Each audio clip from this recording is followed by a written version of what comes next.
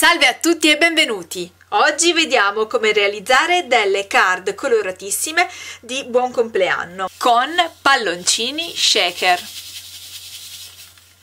Per la base della card andremo ad utilizzare questo set di fustelle Slimline della Coppia Creativa, mentre per decorare, quindi per creare il palloncino e la shaker card, utilizzeremo questo set sempre della Coppia Creativa, con cui taglieremo anche le decorazioni interne. Per la scritta auguri invece utilizzeremo quest'altra fustellina sempre della Coppia Creativa. Per creare lo sfondo utilizzeremo i Distress Oxide di vari colori e uno stencil fatto a mano utilizzando il Mylar, che è un materiale che ho scoperto grazie a Fiorella, che fa parte sempre del design team della Coppia Creativa, che ringrazio tantissimo, mi ha fatto scoprire questo materiale che è veramente duraturo e ottimo. Vi lascio il link nell'info box. Per amplificare l'effetto shaker andremo ad inserire le micro beads della Prima Marketing.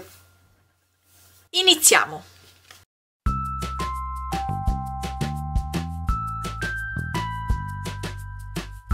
Prendiamo un cartoncino che misura 18 x 22 cm, lo pieghiamo esattamente a metà, quindi a 9 cm.